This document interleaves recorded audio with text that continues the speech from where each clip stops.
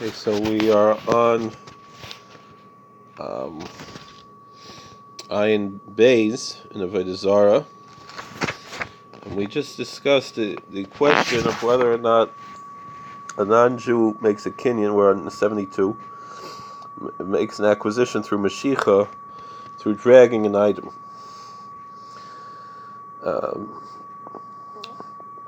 So the Gemara brings at Ravina Sataravashi that Reb Chia bar Abbas and Reb Yochanan, the Ben Noach, is executed for stealing less than a pruta, the value of a pruta, less than a penny. However, he doesn't have to return the item that was worth less than a penny. So the question is, if there's no kinyan of Mashiach by a pagan, why would he be executed? So the Gemara answers, Mishum Ditzar Israel, because he caused pain to a Jew. Umay le'nitan l'shavin. So why doesn't it have to be returned? Didn't b'saris shavin, because something like that is not worthy of being returned. It's not subject to the law of returning because it's too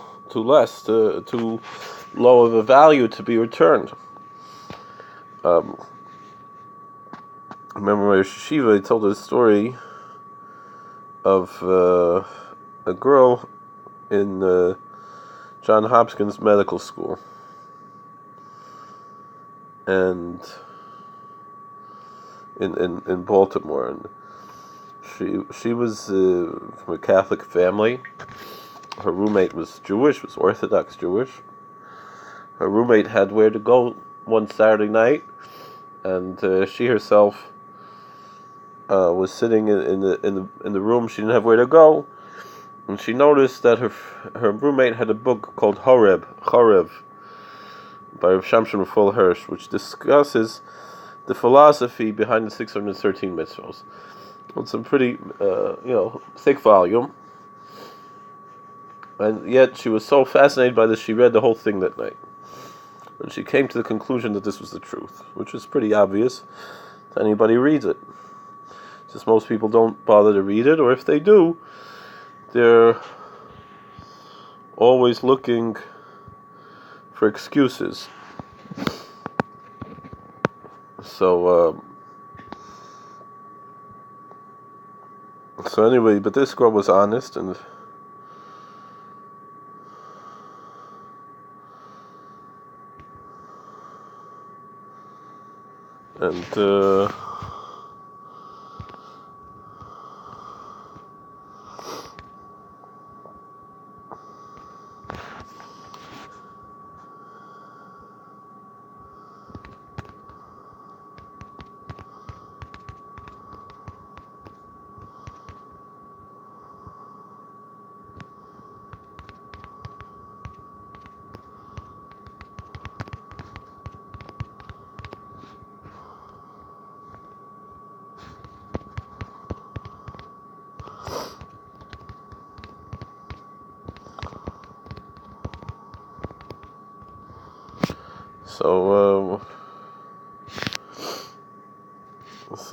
So anyway, this girl, she came to the conclusion that the Torah is true. She realized that if she would convert to Judaism, her family would disown her. If she converted to Judaism, her family would disown her. So she knew, though, that she was obligated to keep the 7 laws of Noah. So she called, I guess it was Rav Rudim and I don't know, one of the other Rosh Yeshiva, from Ner Yisrael, and they asked if she's Chayv Misa, if she's subject to the death penalty, if she's committed a capital offense because she sat on her roommate's bed without her permission. And I don't remember what the answer was given, but my yeshiva says yes, she is, according to the simple reading of the Gemara. And he said, for that reason, there's no point in what we have the modern day Noahide movement. If someone believes that Torah is true, they should convert to Judaism. Obviously, if they don't believe that Torah is true, there's no converting. But this that we tell people, if you, it's better to just keep the 7 laws of Noah. That has no source to just tell someone it's better to keep 7. It's not better to keep the 7 laws of Noah. It's better to convert. If you believe in Judaism and you believe in Torah and you're able to keep even better than the average Jew, it's a schus to convert. There are, however, different opinions in the Rishonim as to this question of being chayiv misa. The Rambam understands that for any violation of 7 laws of Noah, the death penalty is the only punishment. The other Rishonim say no.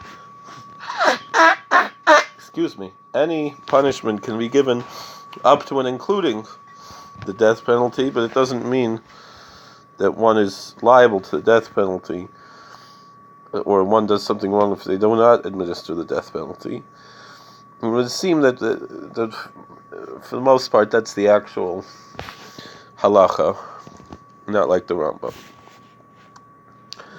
And that just because he could be liable to the death penalty doesn't mean that it's necessarily right. And that's why we're not careful with these things. However, we still should be encouraging, at the very least, the 7 laws of Noah in society to make society better. When it comes to voting and things like this. That's my feeling, although others might disagree. So Yihachi Emesefa Bar Chaver Natola Mimenu.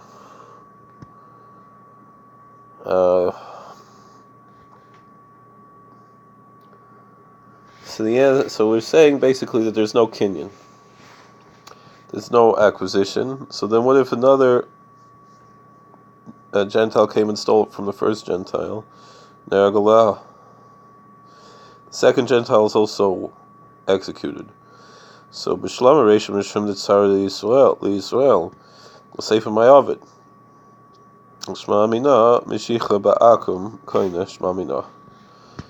So the Havamina would be, the supposition would be, the first one's only executed because, let's say, he stole from a Jew and he's causing pain to the Jew. Then what did the second one do? So the answer is no, it has nothing to do with this whole thing. He caused pain to the Jew. That's not true. That's not the reason. But rather we say that he actually acquires the object through the theft, and so therefore he should have to return it, except it's too invaluable to return it. But it's still a capital offense if the judges in the society decide, it should really be a case-by-case basis. But anyway, the point that we're discussing here is not this question of Ben Noach being Chayiv Misa Pachas Meshava Pruta, but rather we're discussing the issue of if a Gentile acquires through Mashicha and through dragging something, and the answer is yes. There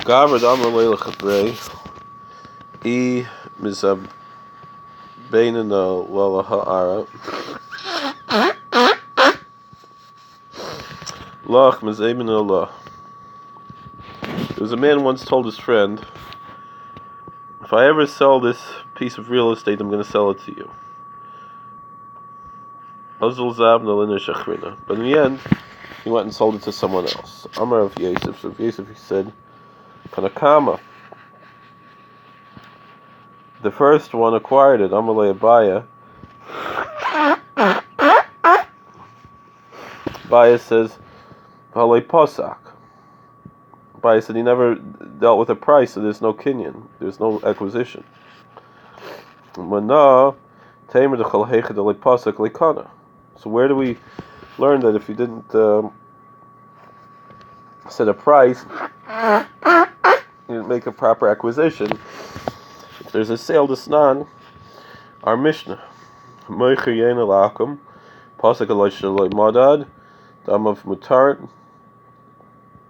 if a Jew is selling wine to a non-Jew, if he set the price before the pagan measured the wine, the Jew could take the money. But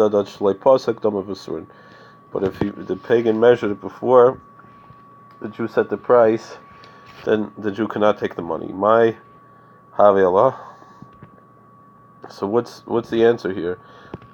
My Havelah K'damrinan. What do you mean was decided?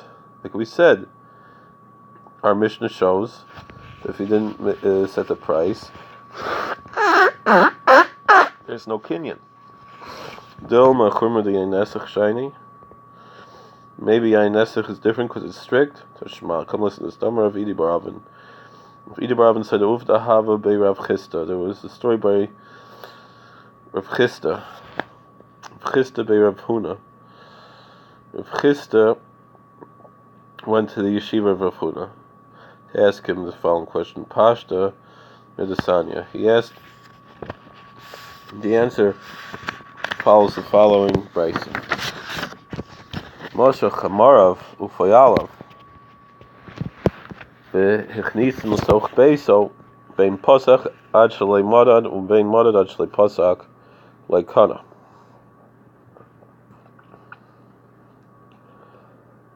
If the buyer pulled the seller's donkey drivers, did Mashicha and laborers, and brought them into his house, whether he set the price without measuring the produce or measured without setting the price, there's no kinyan, there's no acquisition. So both sides could pull out a deal. Perkun, but once he unloaded the produce, and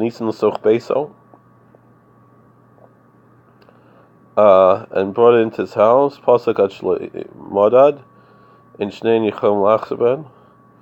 he set the price without measuring the produce, they can't take back the deal. If he measured without setting a price, then they could back out of the deal. Another story like this was a man who said to his friend, similar story, where a person says, if I ever sell this piece of land, I'm going to sell it to you for 100 coins. Also, so he went and sold it to someone else for 120 coins. Amar of Kahana Kama. So if Kahana says the first one made the acquisition because they set the price.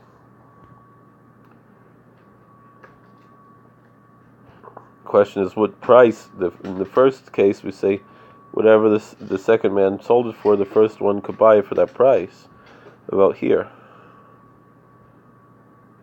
So Maske Flora of Yaakov Nahar Pekoid Haizuzin Su. So Yaakov Nahar Pekod said no. He's forced to sell to the second one because he's offering a higher price. So he was outbid. And the law is like Rav Yaakov of the river of Pekod River, that indeed, since the second one paid more, it's his. Marle Kedeshayna Bislasa. A philo trait we got plasa. He said, what if the seller said to the buyer, whatever 3 people say, we go to 3 appraisers. This is why we're learning Lil Nishmas Rabbi Avram ben Yosef Levi. Here, he was an appraiser. That was his malacha, Andrew Levine. So, as the price would be set by 3 appraisers, that's the price he's going to agree on.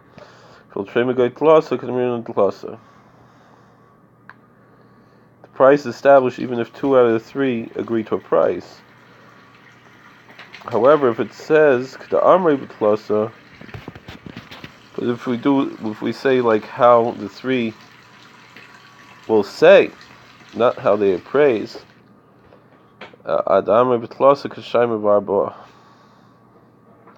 then he has to have all 3. If he says that you have 4 appraisers, ad amri b'arba, then when you say 4, since it's an even number, they all have to agree.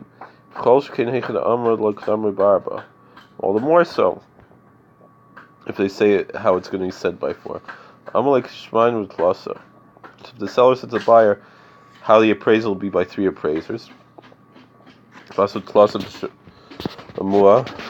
then 3 came and appraised it.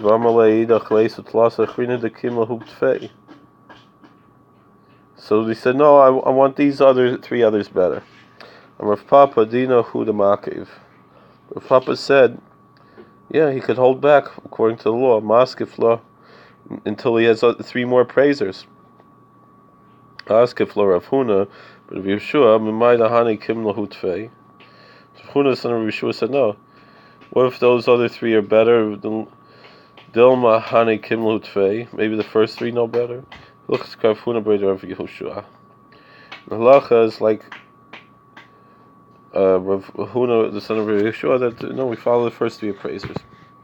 Now we have a new Mishnah. Here's the Mishnah over here. Now tell us a mashbech. Madad l'soch tzlo chisei shalakum. Chazer madad l'soch tzli chisei shel Yisrael. Im yesh v'ay keves yayin. Aser. So if a Jew took a funnel and measured wine into a pagan's flask, and then he took the funnel and measured wine into a Jew's flask, if there is still a wine retainer in the bottom of the funnel,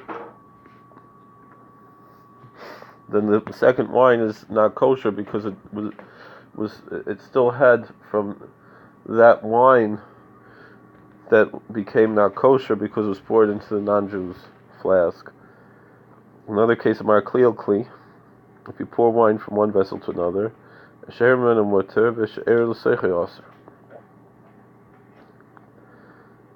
you're pouring wine from one vessel to another, the wine from the first vessel from which he poured is kosher, and the wine in which it was poured into is not kosher.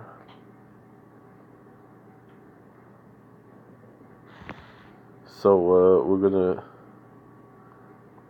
discuss in the Gemara what is this case. Tanan Hasan, we have a Mishnah in Tyrus and Nitzuk.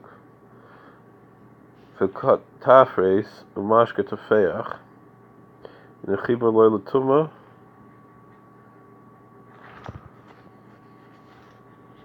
v'loy l'tahara. A vertical stream of liquid or a flow running down a steep slope and liquid enough to moisten is not a connection neither for tumah nor for tahara, neither to make something impure nor to make a mikveh pure. Ashborin chibur l'tumah l'tahara, but settled liquid is connection for both. I'm sorry, I'm not feeling very well today. Amar Rav Huna. Rav Huna said, "Nitzok v'katafris mashket v'chibur inyan yayin nesach." Excuse me. Gotta get this out of my system. What is this? Rav Huna said that, however, the vertical stream, or the slope, or the liquid, are a connection when it comes to making wine not kosher. So Amalei Rav Nachman Rav Huna. Manalacha. So Rav Nachman asked Rav Huna, where do you know this from? Leimim in the Snan. Nizkav Ketafis Mashke Tefeach and Achibul Elotum Elotahara. Since our Mishnah said that these connections of water are not connections for Tum and Tahara, for Levitical purity or impurity, so Matara Hudalei Heavy Chibur, Halenine Ines Heavy Chibur. So he is suspecting, inferring that since it's for these, it said specifically for Levitical purity and impurity, and for mikveh, so that would seem to indicate that for yayin nesach it is. In Meseifa, so about the end, Eshbar and Chivlutum and Tahara. But the settled liquid, if it's still, then it is a connection for Levitical impurity and for mikvah l'tumah l'taharu d'havi chibar l'inyan nesach l'havi chibar. So would you then say that since it is a connection for mikvah or for tumah, so it's not a connection for non-kosher wine? So we see there's nothing you can learn from this Mishnah with reference to wine, to the status of wine. So Tanan, so we have our Mishnah, Natal Samashchun Adl Sich Chisa Shalakum, Chazam Adl Sich Chisa Shal Yisrael Yeshba Yakeves Yayin, Aser. So our Mishnah again said, now we're on Amud Beis, that if a Jew poured wine from a funnel into a non-Jew's flask, and then he used the same funnel into the Jew's flask, if there's something on the bottom that holds some wine from the previous use, the wine poured into the Jew's flask is not kosher because he's pouring in non-kosher wine into the Jew's flask a little bit, and even a little bit makes it the whole thing not kosher. Kevis yain b'maykum is tasra lab nitzuk. So the question is, why is the residue in the wine container prohibited?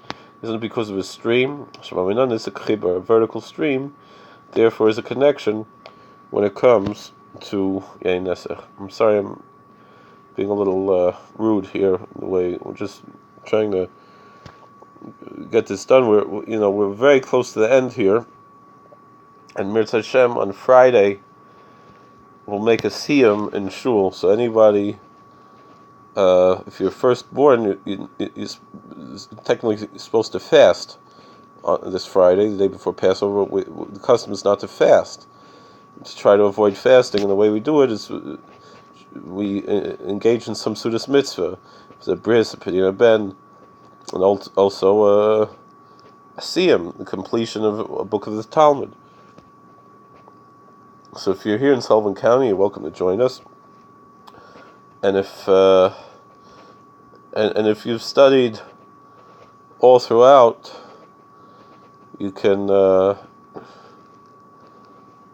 make your own siyum in your own shul. Let's say there's no one making a siyum in your shul, or even if there is, the Satmar Rav said all the B'charim should make their own siyum. It's not the halacha like that, but it's a nice idea. The halacha is so anybody who's there present when they make the siyum can eat. Tanur B'chia shechasatu tzlechiso. So B'chia taught in a brisa that this is where the wine in the flask, it overflowed back into the funnel, so it's not a nitzok. It's not a stream, vertical stream. It's that it flowed back up into it and touched it and went in there. So then we're saying if it didn't overflow back into the funnel, so then the wine would be kosher in the second case. So then we're showing that a vertical stream is not a connection.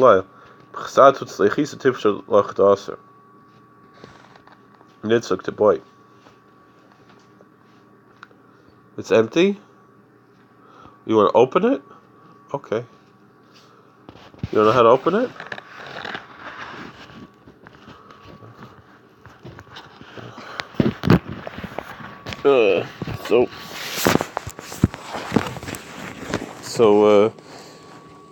So it's where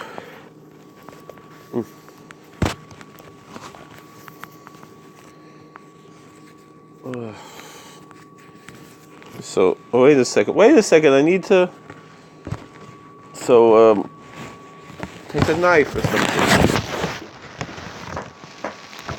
So if the wine back up into the funnel, then everybody agrees it's not kosher. But the stream, that's a question. So Tashma. So come listen to this. Ma'ara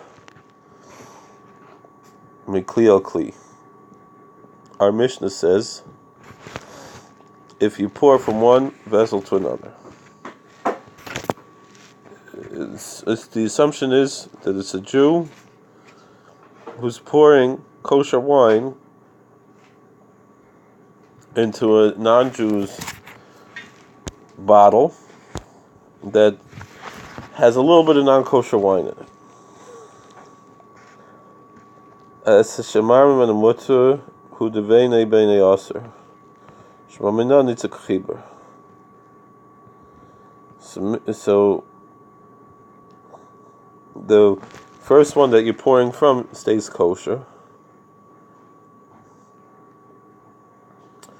but perhaps the wine that's in the air between is not. So that shows that this stream is a connection. The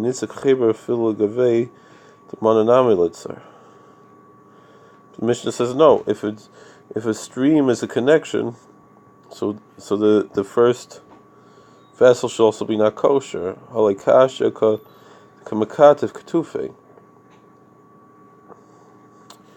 he said no, because like he could pour it and like stop it, like pour it and stop it, pour it, and, go up and down. So it's not a continual stream. So it's never touching the bottom while it's still in a stream. So still a stream is a connection. According to your reason, maybe let's look at the second clause of the Mishnah. Es she'ira l'seiche hu d'aser. This havein b'nei shari alomei hadleik l'mashma mina. If this is how we're learning it, so then we say that the second vessel is not kosher. So that means that the wine still in the air should be kosher. Rather, we show that there's nothing you can make an inference from this Mishnah. So Tashma, listen to this. Another brayso. You pour from a barrel into a cistern. That which flows from the edge of the barrel downward, even though it's still in midair, is not kosher. So the stream is a connection. We assume the barrel is kosher and the cistern is not. Tagmar of Sheshis ba'akamara, so if Sheshis says, this Bryce is talking about not a Jew who's pouring the wine, it's talking about a non-Jew who's pouring the wine, so it's why his energy is pouring it. So if the non-Jew's pouring it, so even that's what's in the barrel should be not kosher. So Gemara answers that the force from a pagan is only a rabbinical prohibition.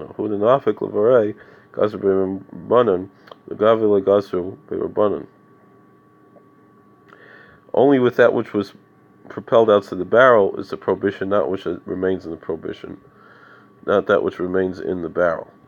So Amalur of Chistel Anhu Savayasa Chalisiu Chamalakum Katfi Katufe Inami Napse Naputse. So here's some practical advice that Rav Chisda would tell Jewish wine sellers: if you measure wine for a non-Jew, either pour it in short spurts so it's not connection, so there's no question of nitzuk, or throw it from far away, so there's never a nitzuk, there's never a stream. So he might be being machmir, but that's what he told him l'maisa. So Malahu Rav Lahanu Shapuchoi. Rava told the following to, I guess, I don't know if they're waiters or wine pourers, Jewish wine pourers.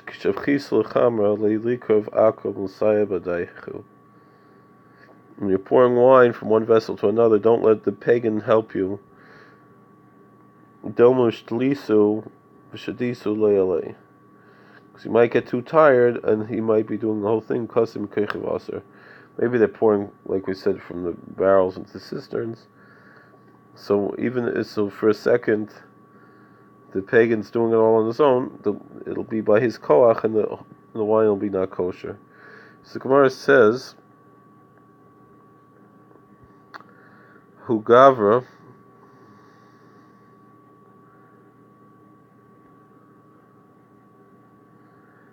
Hahu gavra it's over here, Hahu Gavra. Asik Chama Begishta Vas Gishta. There's a man who was siphoning wine with one tube in the secondary tube. Also Akam Nachida Gishta. So a pagan came, put his hand, and stopped up with his hand the wine that was flowing out. Asra Rava L'Kuli Chamra. Rava said even the first barrel is not kosher. The whole thing's not kosher. I'm because it's all connected, meaning it's going from one barrel to another and out. Of popular Rava, from Ravada Bar Masnal Rava, Vamala Ravina Rava, but my Benitzik.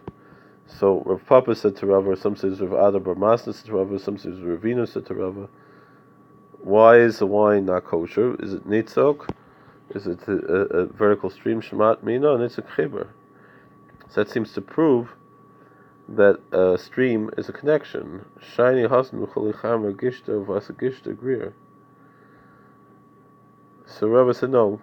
This is a different case because all the wine is being drawn automatically through siphoning to the first and the secondary tube. So that's why it's connected. It's not concerned a nitzok here. So Amar of Marzusha, brother of Nachman, Marzusha said, son of Nachman said, Kanish Kanan Shari. Kanish Karan are kosher. What are Kanish Kanan?